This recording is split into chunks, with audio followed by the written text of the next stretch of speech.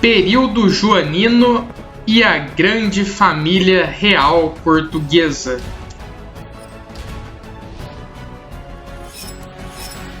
Olá pessoal, tudo bem? Espero que estejam todos bem novamente. Vamos dar início agora à nossa sexta aula, que se dedica a falar do momento em que a família real portuguesa, o Dom João VI, atraca no Rio de Janeiro junto com seus familiares, lá no início do século XIX, 1808. Vamos entender quais são os fatores que motivaram essa vinda e principalmente quais os efeitos que isso vai surtir neste território que é a colônia, que é o território que futuramente virá a se chamar Brasil. Vinda da família real para o Brasil. O contexto histórico disso é importantíssimo para a gente entender essa iniciativa de vinda, de fuga da família real para o Brasil, se insere dentro da idade contemporânea e, mais importante do que isso, dentro do momento em que Napoleão, lá na Europa, estava fazendo avançar pelos países o seu império napoleônico. Lembrando que Napoleão Bonaparte da França vai empreender entre os anos de 1804 e 1815 um império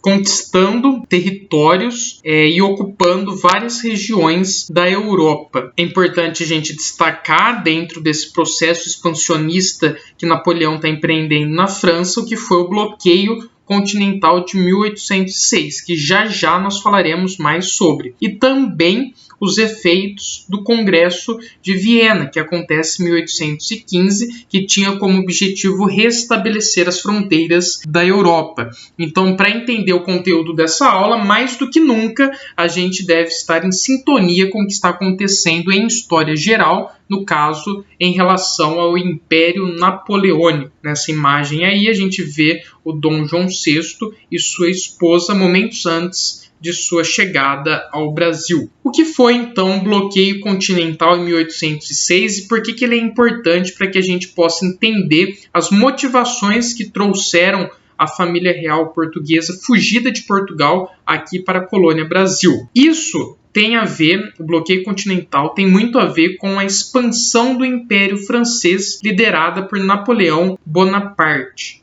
Lembrando que Napoleão Bonaparte tinha como objetivo fazer crescer a França. E um grande inimigo para isso, na visão dele, era a Inglaterra, justamente porque a Inglaterra estava se desenvolvendo e progredindo muito rapidamente, devido principalmente à Revolução Industrial, que aconteceu lá algum tempinho atrás, em 1750, a partir de 1750, ou seja, meados do século XVIII. Napoleão, então, procurava métodos e estratégias para poder prejudicar a Inglaterra. Uma dessas estratégias que Napoleão encontrou foi definir o chamado bloqueio continental, ou seja, cercar imaginariamente a Inglaterra, bloqueando-a. Ou seja, quando você bloqueia alguém no WhatsApp, você quer, às vezes é necessário, inclusive, você quer evitar comunicações, evitar trocas, contatos com essa pessoa que você bloqueou. Então, quando Napoleão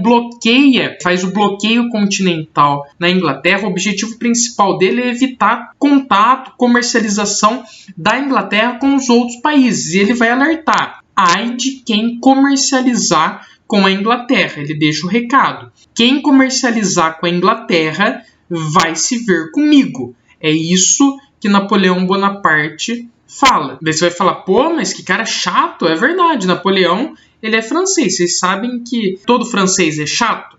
Não, mas Bonaparte deles. Brincadeirinha, só que é muito boa essa piada para deixar passar. E acontece que Napoleão, então, visando prejudicar economicamente a Inglaterra, proíbe os países de comercializarem com ela, fazendo o quê? O chamado bloqueio continental. É como se a Inglaterra estivesse bloqueada do resto do mundo e impedida de estar fazendo o que ela mais precisa nesse momento de revolução industrial, que é estar vendendo, comercializando os seus produtos. Então, isso foi estrategicamente pensado por Napoleão, esse bloqueio continental, para prejudicar economicamente a Inglaterra e, dessa forma, beneficiar economicamente a França. Acontece que Portugal, como nós sabemos, não é dependente da Inglaterra. Portugal é muito dependente da Inglaterra.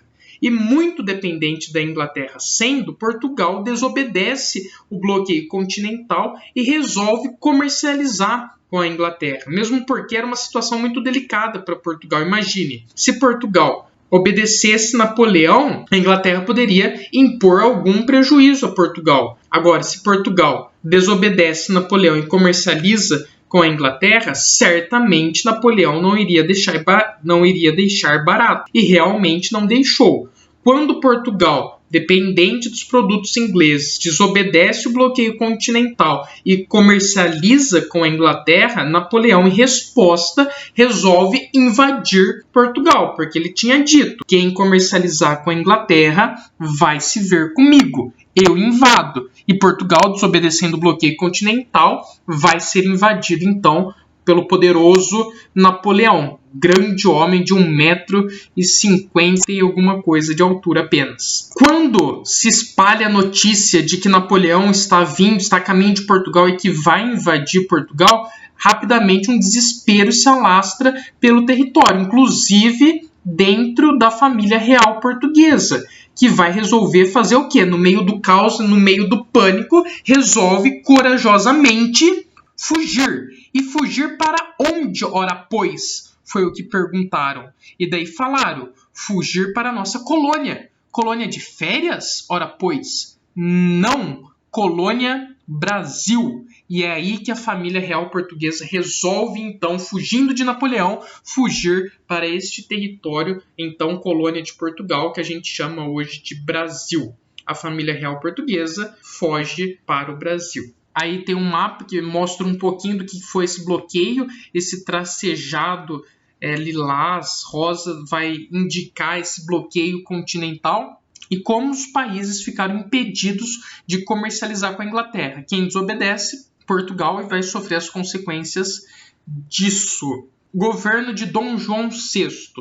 Assim que a família real portuguesa fugida de Napoleão sai de Portugal e vem a caminho do Brasil, quando eles chegam aqui, a primeira coisa que o Dom João VI vai fazer é a abertura dos portos às nações amigas. Ou seja, vai abrir os portos do Brasil para que este território possa comercializar com outras nações. Por exemplo, a principal delas, a Inglaterra. Só que isso é um ponto muito importante, porque quando Dom João VI faz isso, quando Portugal abre os portos brasileiros para outras nações como a Inglaterra, Portugal está acabando com o pacto colonial. Então, portanto, fim do pacto colonial. O que significa isso? Significa que o pacto colonial é um pacto, um acordo entre a colônia e a metrópole, sendo que a colônia só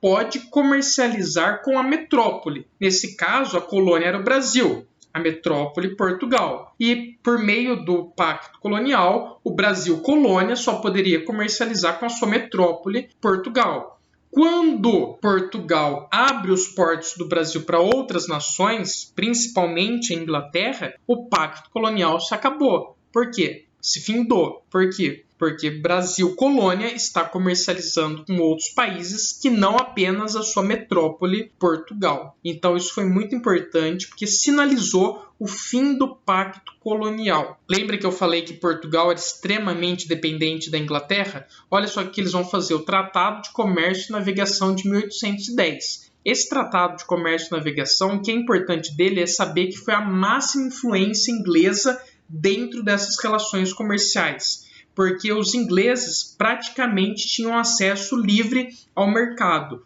ou seja, todos os produtos que eles mandavam para cá praticamente não pagavam impostos. Então eles tiveram uma máxima influência dentro deste comércio e dentro dessa relação comercial até então exclusiva de Brasil com Portugal. Política externa: invasão da Guiana Francesa em 1808 e da Cisplatina, Uruguai, em 1816. Em relação à política externa, são pontos de menor importância, mas como Napoleão invadiu Portugal uma forma pequena lá, não aquelas coisas de retaliação que o Dom João VI pensou em impor a figura de Napoleão, foi invadir e ocupar a Guiana Francesa, que, como o nome já diz e sugere, era posse de Napoleão, era posse da França.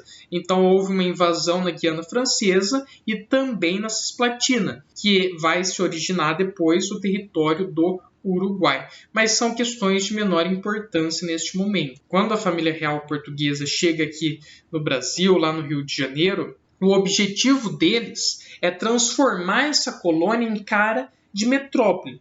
Mas não toda a colônia, especialmente a localidade do Rio de Janeiro, que é, a partir de então, a capital da colônia. A capital da colônia agora é o Rio de Janeiro. Lembrando que o Marquês de Pombal, a gente já viu isso em aulas anteriores, transferiu a antiga capital em Salvador para o Rio de Janeiro, acompanhando o deslocamento do eixo econômico, que antes estava no Nordeste açucareiro e agora tinha migrado para o Sudeste minerador. Então, essa nova cara da colônia vai justamente se inserir na ideia de que os portugueses, agora a família real, procurou alterar a cara da colônia, deixando ela mais com aspectos de metrópole. Então vai ser formado uma estrutura administrativa que vai contemplar uma participação da elite colonial, vai ser criado diversos instrumentos para permitir a existência dessa estrutura administrativa, como a criação dos Correios, do Banco do Brasil, Jardim Botânico, que tem um viés apenas de lazer, de entretenimento, coisas que não existia na colônia de exploração até então, Faculdade de Medicina no Rio de Janeiro, Academia Militar, teatros, bibliotecas, enfim, várias questões desse tipo que vão procurar deixar a colônia com um ar de metrópole. E mais importante disso tudo, começa pela primeira vez a circular no território colonial jornal, imprensa. Vai ser criada a imprensa régia, que era uma imprensa ligada ao rei, ligado à coroa portuguesa, mas que vai estar sendo responsável por veicular algumas informações, algumas notícias. Lembrando que a circulação de impressos, de semanários, de folhetins, de jornais na colônia era proibido por lei e só passa a ser permitido, ainda com ressalvas, a partir de 1808, quando a família real portuguesa vem para cá. Além dos jornais, vem para cá também a chamada Missão Artística Francesa, que era um grupo de artistas que vem com o objetivo, franceses, em sua maioria, que vem com o objetivo de resgatar determinados aspectos culturais, históricos deste território e retratar esses aspectos, essas características, essas paisagens por meio da pintura principalmente. Então, um dos grandes artistas franceses da missão artística francesa desse período que se destaca muito, inclusive até os dias de hoje,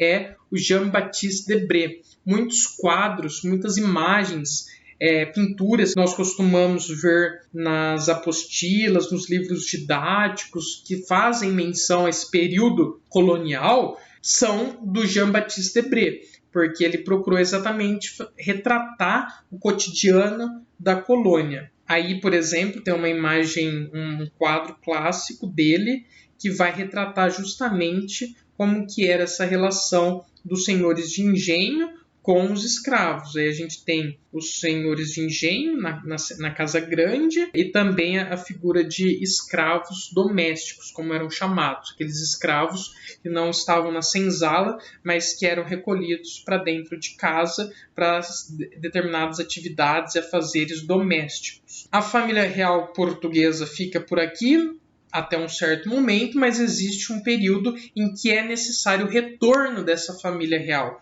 E para entender o retorno da família real portuguesa, a gente tem que, fundamentalmente, relacionar isso com o Congresso de Viena, que acontece em 1815. Só lembrando, o Congresso de Viena acontece na Europa e foi uma reunião entre vários líderes mundiais que tinha como principal objetivo reorganizar, restabelecer as fronteiras da Europa Isso depois que o furacão Napoleão Bonaparte tinha passado arrasando por todas essas fronteiras e todas essas divisas. Então, o Congresso de Viena tem o objetivo de reorganizar os países na Europa depois do furacão Napoleão, que já tinha passado, porque em 1815, como eu falei para vocês, foi capturado e preso. Só que tinha um porém.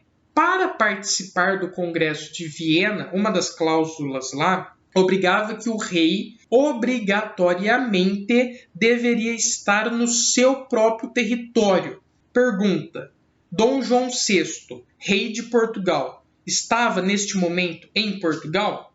Não, não estava. A resposta é que ele estava aqui no Brasil, na colônia Brasil. Então, Dom João VI não poderia participar por essa questão do Congresso. Acontece que ele foi esperto. O que ele fez? Ele pegou e elevou o Brasil à condição de Reino Unido de Portugal. Ou seja, colocou o Brasil no mesmo patamar de Portugal. Como se o Brasil fosse apenas uma extensão de Portugal, uma extensão do território português, só que depois de quilômetros, centenas de milhares de quilômetros depois do oceano. Ou seja, basicamente aquela diferença, aquela distinção que existia entre metrópole e colônia acaba de vez, porque agora o Brasil foi elevado ao chamado Reino Unido de Portugal. Por que ele fez isso? Porque se o Brasil foi elevado ao mesmo patamar de Portugal, é como se o Brasil agora fosse uma extensão de Portugal. E é como se ele estivesse no seu próprio território.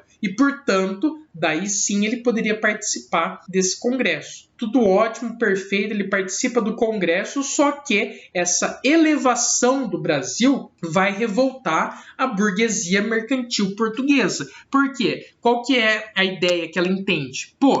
Antes eu tinha a minha colônia, que eu explorava. Agora isso não tem mais colônia, porque então o território colonial foi elevado no mesmo patamar do meu país, que é Portugal, logo eu perdi a minha colônia.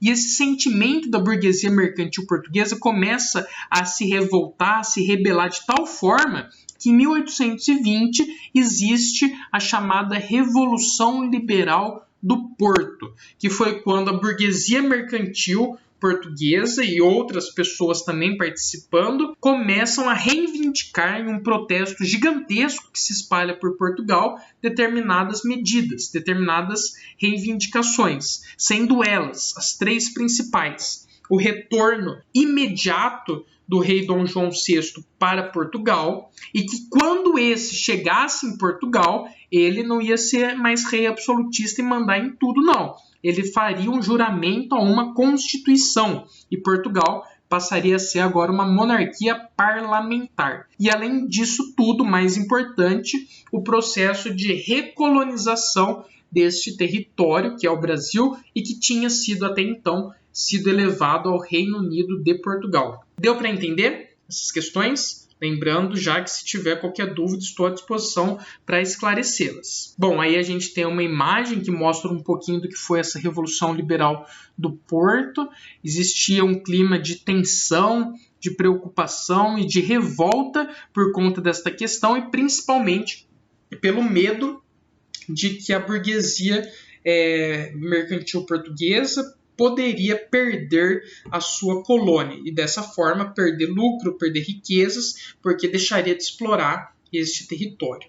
E aí, fazer o quê? A família real portuguesa, depois dessa situação toda lá na Revolução Liberal do Porto, em 1820, faz as malas e volta imediatamente para Portugal para tentar acalmar os ânimos lá. Acontece que na correria os caras estão lá, pegou tudo, vamos, que a gente tem que voltar porque o pessoal lá tá nervoso, a burguesia mercantil, Revolução Liberal do Porto, tá incendiando, não sei o que, vamos embora. A hora que eles estão lá no mar, Dom João VI pergunta: e aí, gente, vocês não esqueceram de nada, né? Ele fala: não, tá tudo aqui, relógio, pulseira, joias. O Pedro, cadê o Pedro? Ele fala: que Pedro? O Dom João VI pergunta: o Pedro, nosso filho, o Pedro de Alcântara. Eles falam: puta que pariu, Pedro de Alcântara, esquecemos o Pedro no Brasil? E agora que Pedro de Alcântara, que vai vir a ser futuramente o Dom Pedro I, fica no Brasil, não porque ele foi esquecido, obviamente, mas porque ele opta por ficar no Brasil e, ficando aqui no Brasil, iniciaria um processo de independência deste território, que é assunto da nossa próxima aula, que é quando Pedro de Alcântara, filho de Dom João VI, permanece nesse território colonial, organiza o processo de independência e instaura o período conhecido como Brasil Império, ou seja, o seu primeiro reinado. E aí tem uma menção para a gente entender essa partida de Portugal. Partiu aonde está a caravela. Bom, tudo bem, não tenho muito ritmo para isso, mas deu para pegar referência da coisa, né? É quando a família real portuguesa, então, sai vazada para Portugal. Saindo do Brasil, retornam imediatamente para Portugal. Bom, pessoal, essas foram as questões importantes que nós precisávamos trabalhar nesta aula, que é a aula 6. Reforço que estou à disposição para esclarecer qualquer dúvidas. Agradeço a atenção de vocês e até a próxima. Tchau!